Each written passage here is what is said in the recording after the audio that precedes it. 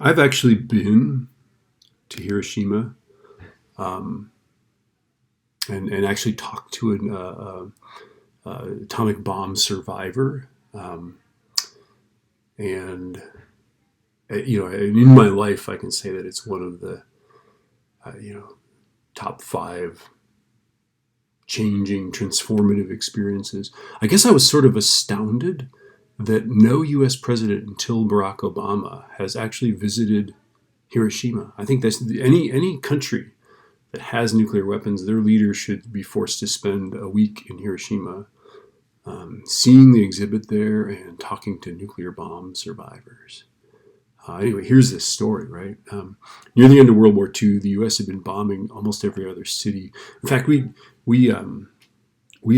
killed more people in Tokyo with fire bombs than we killed, I believe, in with the nuclear weapons, right? But we were saving Hiroshima and Nagasaki, right? Um, so these two cities were basically unscathed. Um, and at 8:15, August 6, 1945, we detonated a uranium bomb 1,900 feet above the city of Hiroshima, right? And why do you blow up a bomb above a city? Why don't you have it go off when it hits the ground? Let me just draw a picture for you and see if I can do this. Oh, no, I can't. Let's make a pen. Can I make it a white screen? No. Can I do this? There we go. All right. No, it's not going to let me do a pen. All right. So why do you do this? You do it for this reason, right? If you imagine your city here, right? The bomb explodes here, right? I don't know if you can see that, right? And if it explodes above it, all that lovely explosion spreads out over much area. So this 1,900 feet was calculated to cause the most amount of damage. If it explodes on the ground, its lovely explosive bombness does not spread as far.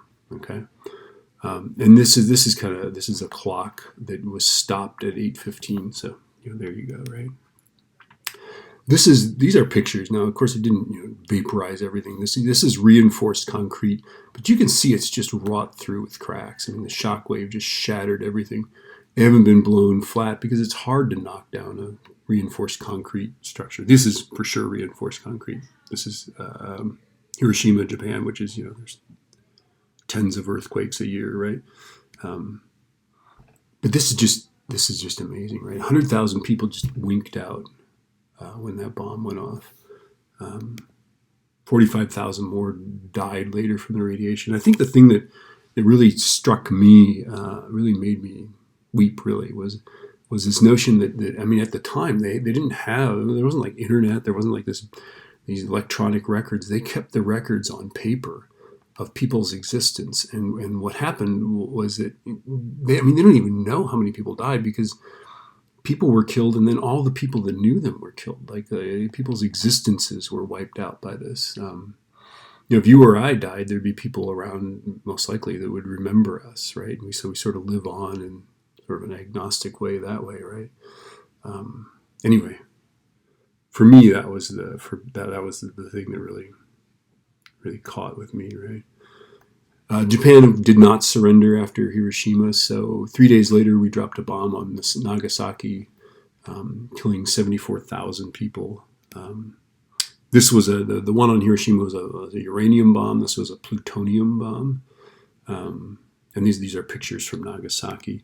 Nagasaki was more mountainous and rugged, and so the topography sort of protected little pockets of the city from the blast. But it was pretty horrific. I don't know if you've read the book Hiroshima, but the A-bomb survivor that I talked to talked about how their skin was falling off because the radiation basically destroys all your DNA, and then your cells can't replace themselves, and then you just live as long as your cells, which is a few days, and then you die. She said that they had these water suppression buckets. They had these giant troughs to put out the fires because they thought they'd be firebombed. And people were so thirsty. You get thirsty when you have radiation sickness. And so people were drowning in these because people would try to drink out of them, and then other people would jump on top of them, either because they were burned or because they were just so thirsty from the radiation that they'd received.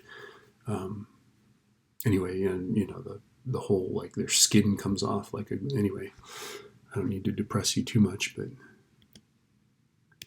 and then I as a college student, I was outraged and very critical about the United States decision to bomb Hiroshima and Nagasaki. And my father, this raging liberal, sat me down and he said, "Look, if they at the time, you have to put this in perspective. At the time, we didn't think the Japanese would ever surrender." And they were expecting, I think, 200,000 U.S. casualties for an invasion of Honshu, the Japanese mainland. So he basically said, "Look, you wouldn't exist if we hadn't used these atomic bombs." In hindsight versus foresight, I mean, I think if I could go back in time and be, king of the United States or something, I would have taken the captured Japanese generals and soldiers and found some, island and just destroyed it and let them watch and just say, "Look, we've got 10 of these. You tell me." I don't know. But that's, of course, that's hindsight. And we did what we did. We're the only country that has done that. So anyway, sorry about that.